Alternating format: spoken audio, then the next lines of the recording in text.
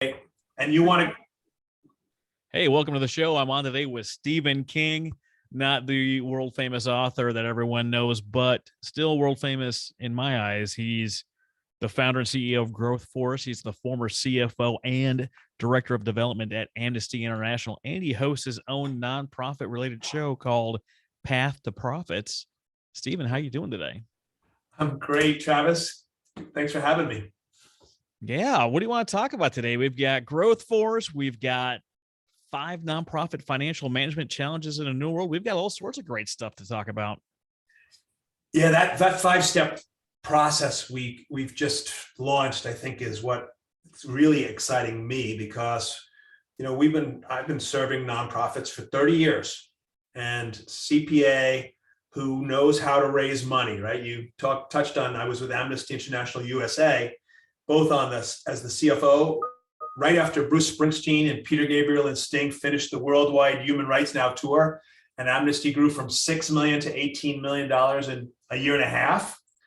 And so I got a chance to put the financial infrastructure in place. But after doing that for 4 years, I went to Jack Healy, the executive director, and said, "Hey, I'm ready to be the ED. Like, I want to run a nonprofit." And he said, "Well, then you need to learn how to raise money, because the job of the executive director is a fundraising job." 2 weeks later, Diane Urtikel came in to me and she said, "Steve, I got bad news. Diane Feinstein's running for Senate. I need to go run her campaign." And so she gave me 2 weeks notice. And then I got the chance to take over Amnesty's fundraising. So what we've done since doing that in the 90s is really help a lot of nonprofits. I've studied over 1,000 small organizations and put this process to help use your numbers to tell your story, to be able to show the donor the tangible result of the gifts, you raise more money, to be able to give the board of directors financial intelligence that shows how they get the biggest return on their limited dollars, and gives the program managers the information they need to be able to create outcomes that best further the mission. Oh, I love that. It's great work that you're doing with Amnesty International. But what really gets me fired up is actually understanding what those numbers are, what they mean, and how best to leverage those things. When the average person goes and looks at a nonprofit website, there's really no way of knowing how good they're doing. There's things like GuideStar and Charity Navigator, but they don't really tell you the whole picture. So it's nice to see something like Growth Force, where you actually get those numbers, figure out what they mean, and then leverage that to grow your nonprofit. I think it's really cool. Yeah, and what's nice is this 5-step process, anybody can do it. It starts with your mission. Why do you exist? And then identifying what are the outcomes that best further that mission, right? So, we work with the Fort Bend Women's Shelter here in Houston, Texas. And their mission is to break the cycle of homelessness and abuse. So the board, if you look at the financial statement, as you say, on GuideStar and the tax return, you're doing a pretty good job on how do they spend their money on programs where it goes. They don't have a lot of fundraising expense. They don't have a lot of administrative costs. But it really doesn't tell you what you need to know, which is, how effective are they in breaking the cycle of homelessness and abuse? And the board, Vita Goodell's the executive director, is a good friend of mine. She's in my Vistage group for a long time. We sat with each other for years. And she said, we're looking at the organization thinking we have 65 beds. We're full every night. And as far as our board's concerned, we're doing a great job. But her mission is not to house the homeless. The mission is to break the cycle of homelessness and abuse. And so the first step we went through was to look at each program and see, how does this help you increase the quality of service to the people you're serving? Or how does this help you increase the number of people you can serve? Or how does each program help you raise some money? And what they found was that the program that had the biggest impact on their mission was their vocational training program. Because if someone goes through the 6-course series, they're more likely to get a job which will help them not go back to the home of the abuser. And therefore, they're more likely to break the cycle of homelessness and abuse, which is the mission. So you start, step one is about looking at the outcomes that best further your mission and rank them. 3 things. Does it increase the quality of the services of the people you serve? Does it let you serve more people, or does it bring in some money? And by ranking them and giving them a 1, 2, or a 3 ranking, 1 is it's the best, 3 is it's the worst, and 2 is obviously what's left. You can look at each program and say, okay, is it a 1 for increasing our quality? Is it a 1 for increasing the quantity? And is it the 1 for the unit economics, seeing the money that it brings in? Then 1 times 1 by 1 is going to go to the top of the list. Using this stack ranking chart and program we created, by multiplying, all you need is 1 of them to be a 2, and now you have your second highest priority. If 2 of them are a 2, it's 2 times 2, now you have a 4. And so what's interesting is you quickly start to have 3s and 2s and 1s, and you can see separation between the programs that are the best at achieving your mission, that are in the middle, and the ones at the bottom. And we did this at Amnesty, and it was called zero-based budgeting is the fancy phrase. You look at stack ranking all of your programs, and you draw a line where you run out of money. And you focus the whole budgeting process. I got the board focused on what are the programs on the bubble? What are the last in and the first out? Just like NCAA final, basketball tournaments. And then your board is now being strategic.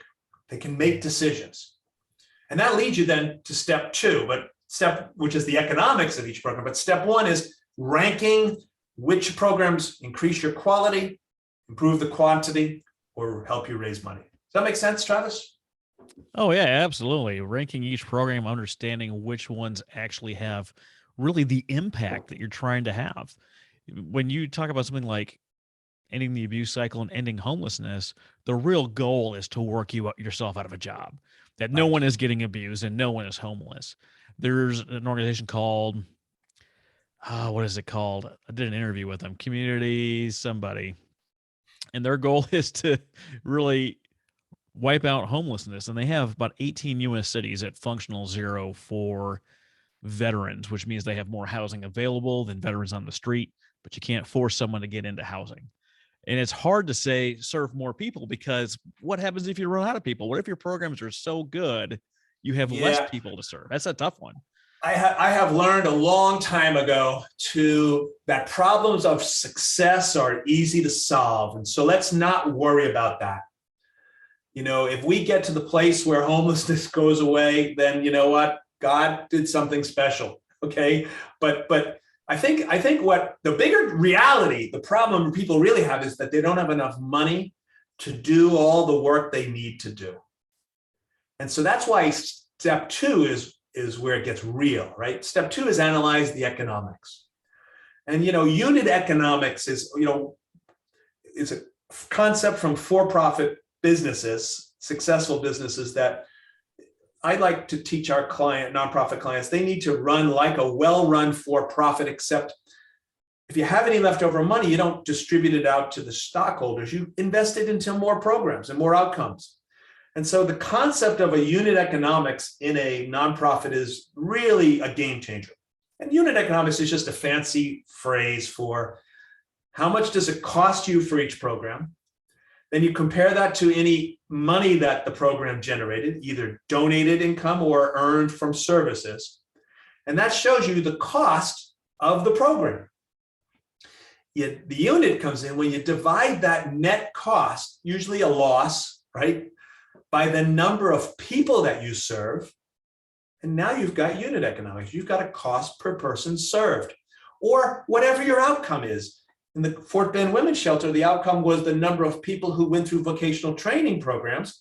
So those 6 courses, you divide the course, you divide the vocational training program's net cost divided by how many people go through the trainings, how many outcomes happen, how many people get that certificate, and that gives you a cost per certificate, a cost per completed program.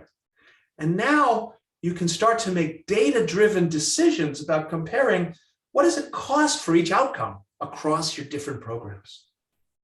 It's really powerful. And we specialize in QuickBooks. 88% of nonprofits use QuickBooks.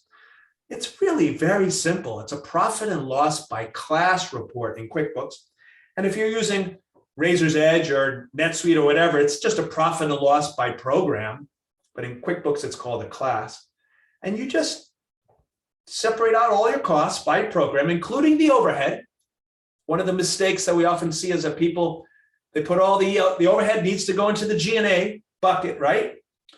But for reporting purposes, that's on the tax return, it goes in there. But for fundraising purposes and even looking at each program's real cost, you're allowed to allocate the cost of the executive director to the programs that she works on.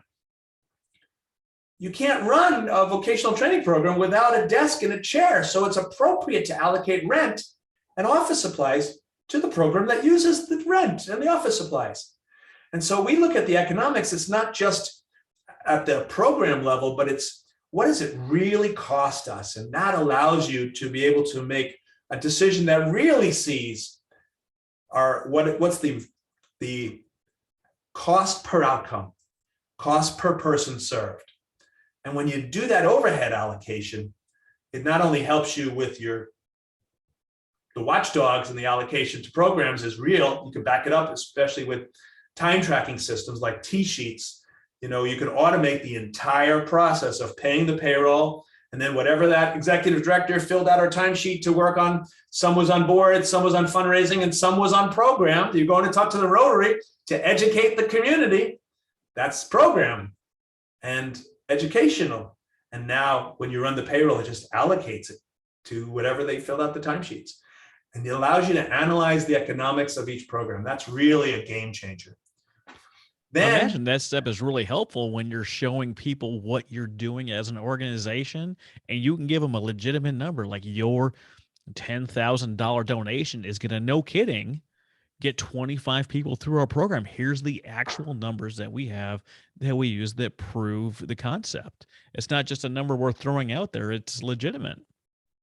The Society of Fundraising Executives has shown that if you show the donor the tangible result of your gift, you'll raise more money. You'll raise it both as a higher average gift. You can go to somebody and ask them for more money because you can show them something that of value, and you'll get more frequent giving.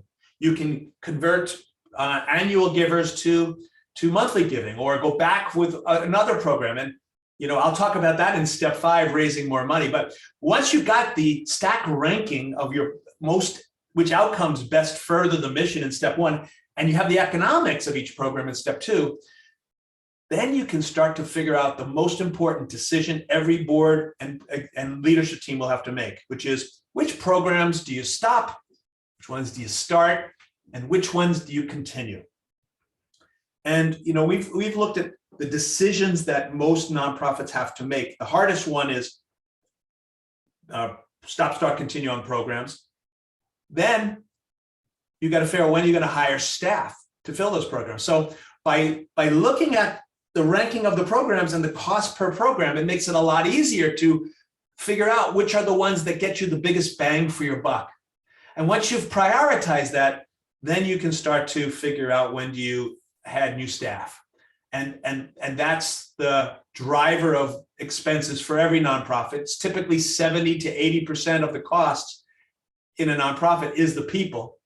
So using that same data on which programs are the best and which that cost you per person, now you can start to make a data-driven decisions about adding staff. And that's where nonprofits really have challenges, because if you're never going to want to fire anybody, so adding a headcount is forever, and that makes the budgeting process really challenging. So that's step 3. Which programs most directly impact your mission, serve more people, and then contribute to your fundraising goals becomes the basis for deciding where to invest your dollars. It's important to know where they all fall out. No one wants to stop services ever. Just like you said, no one wants to fire anybody. That's never the goal. But sometimes you're going to find that certain services are just completely ineffective and completely over budget and just not getting the outcomes that are desired. But unless you do the actual math, unless you sit down and go through these things, you're not going to know where you stand.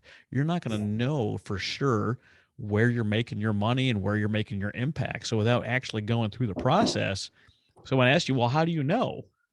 And you can't actually answer them until you do the math. Exactly. And, we got a lot of examples of this. I'll give you a stop, which is the hard one. I work with the Village Learning and Achievement Center. They work with adults with learning disabilities to live an inclusive life in Kingwood, Texas.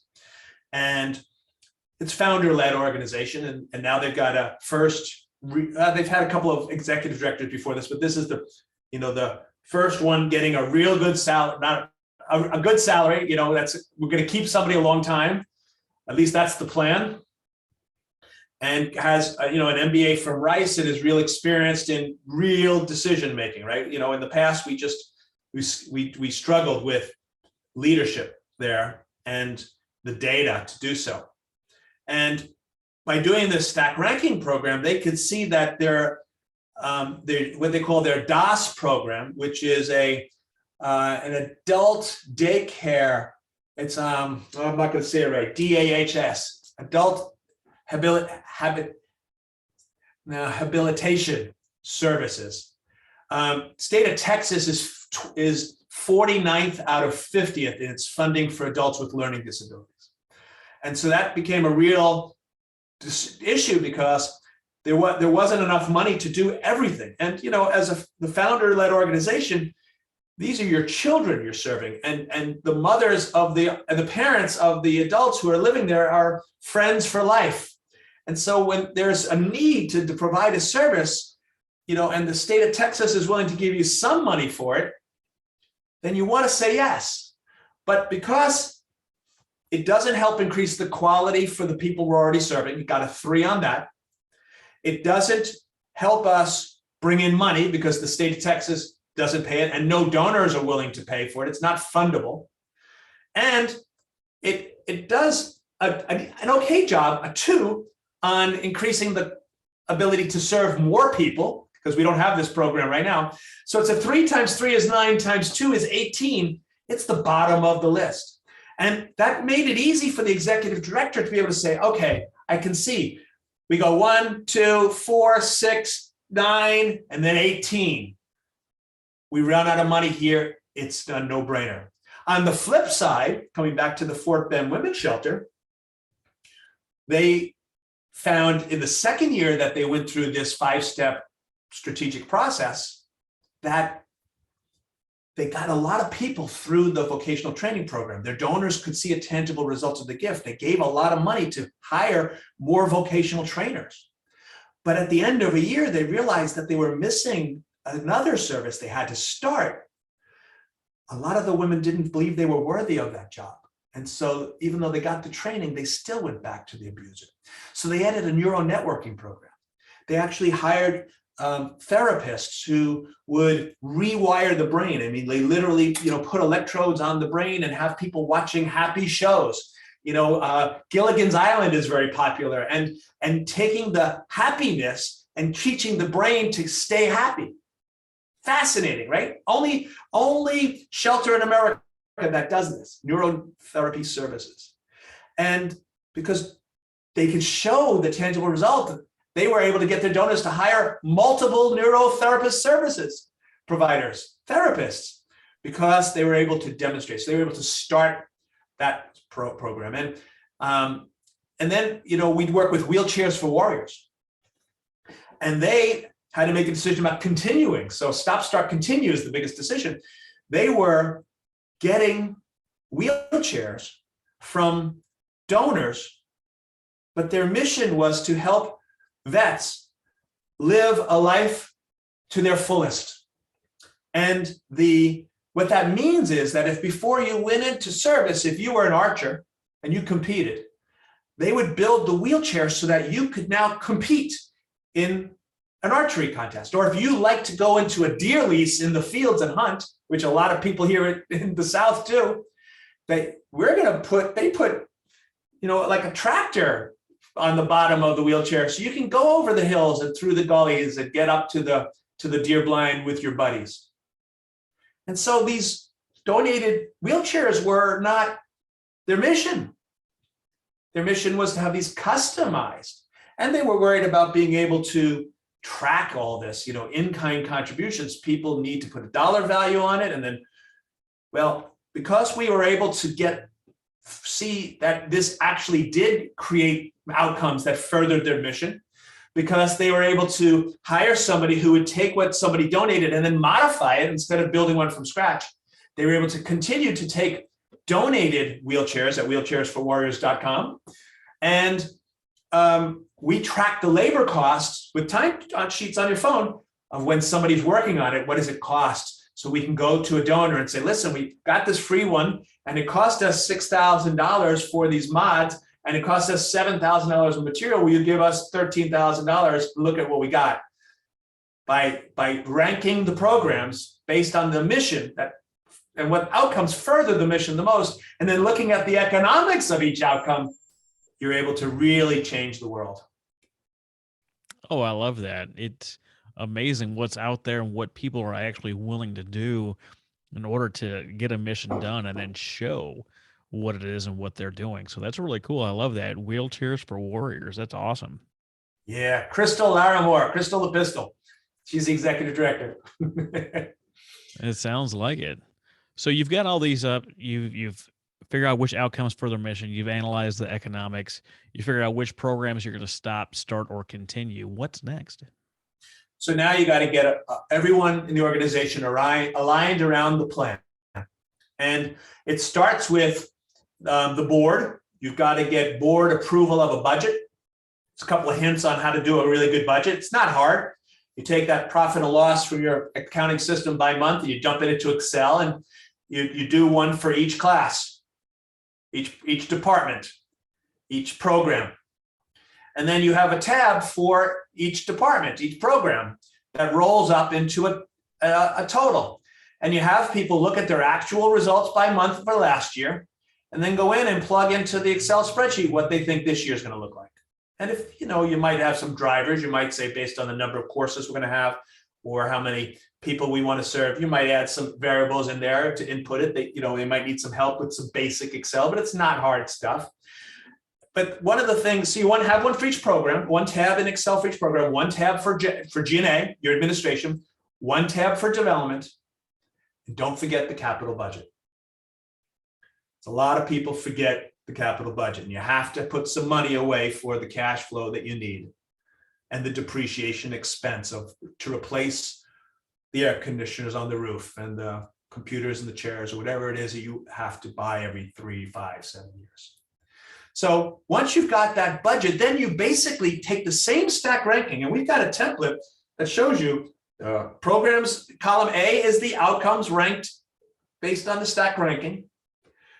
Column 2 is got the revenue per program. Then the next one is cost per program. And then the next is how many people served and the cost per person served. Now you've got all the data to be able to look at a budget and say, okay, we are investing our money in the things that create the most outcomes. And then what you want to do is you want to, number one, take that budget and put it into the accounting system by department, by program, and give your program managers access to the QuickBooks file or whatever accounting system there is so that they can go in and just see their reports and know how much money's left in my budget. We did this at Amnesty, but we did this, with FedExing printed copies in 1993. But now it's all online. It's all available. So anybody can go and see exactly, okay, I got this grant. How much is left? Did I budget for 2 people or 3? And then when you spend the money, you can track the actual grant expenditures. And when you go back to your donors, you can show them the results. The budget, the power of the budget is a lot of people miss one thing. Number one, what most people look at and say, it's good to look at budget versus actual, right? When you only look at your actual results, you're missing half the story. And what matters is not so much where you are, it's where you are versus where you hoped to be. Then you can see it. Do you have a problem? Having the budget versus actual makes those reports actionable. You can look and see where my issues are, my variances. But the other big thing that's really powerful, that's true in for-profits as well as nonprofits, is when you report on the budget versus the actual, what it does is it gets people motivated. They understand the plan. I'm part of something bigger than myself. I know what the mission is, and I can see how much money I've got, and I can do it. And so by putting data into the hands of the decision makers, the program managers, you really create more outcomes. And that it's not just the planning, but monitoring the results of the actual against the plan. That's step 4. Yeah, absolutely love it. People need to know what they're working with.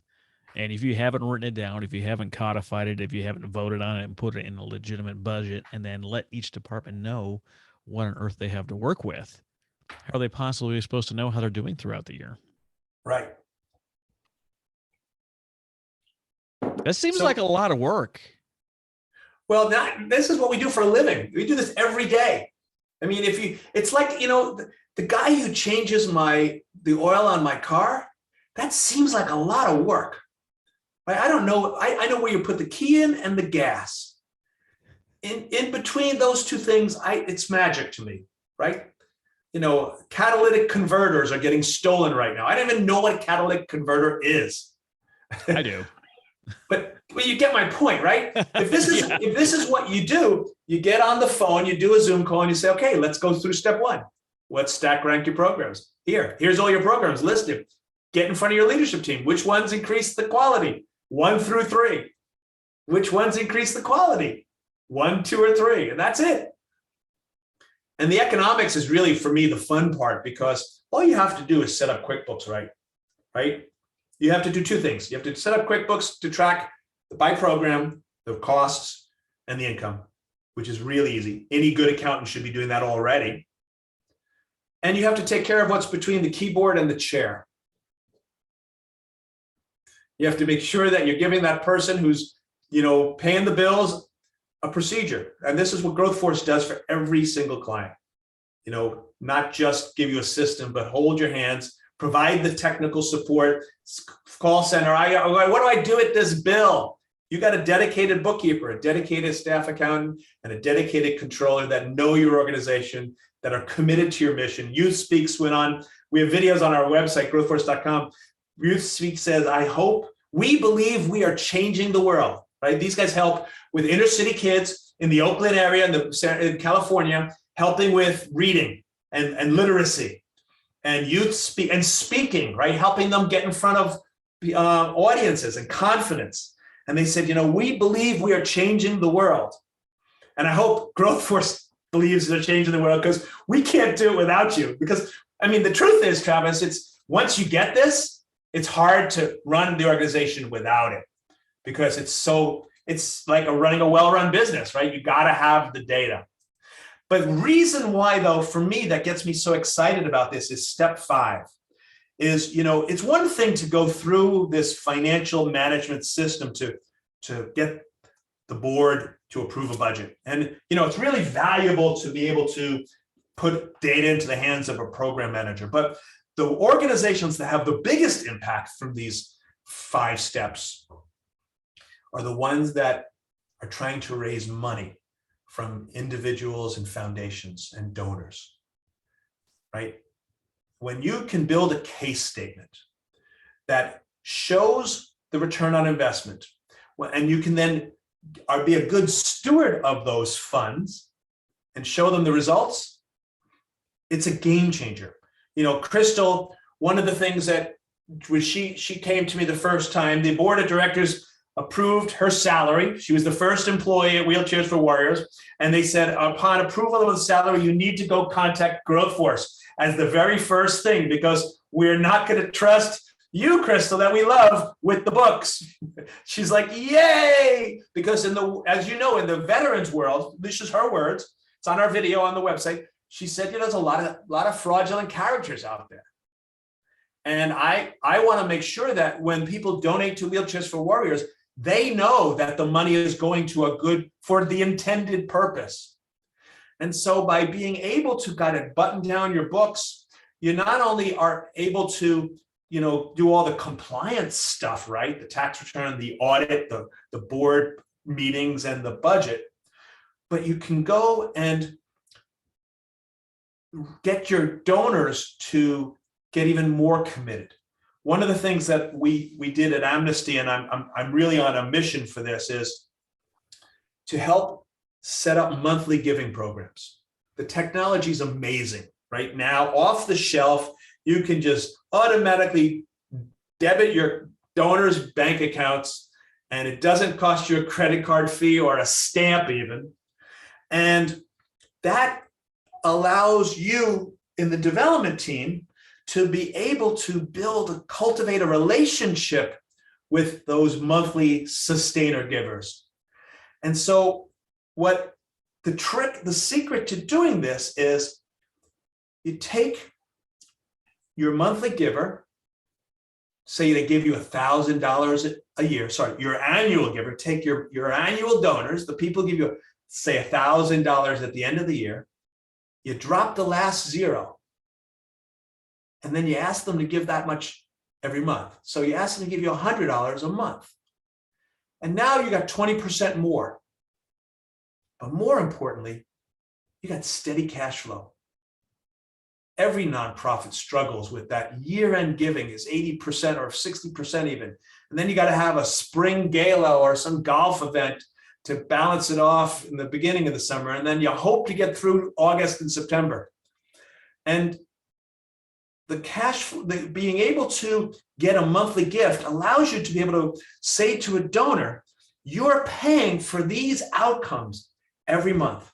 Why? Because their money is going to pay for a salary. It's going to pay for the benefits. It's going to pay for the rent. And if you can look at the program, what the people create as outputs in their program, now you can show somebody the tangible result of the gift is, you're going to help me pay for this program manager.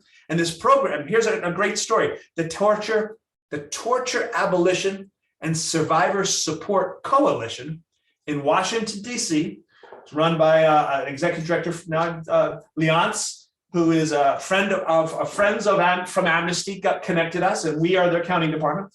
And he wanted to hire a casework manager, a legal case manager, a lawyer.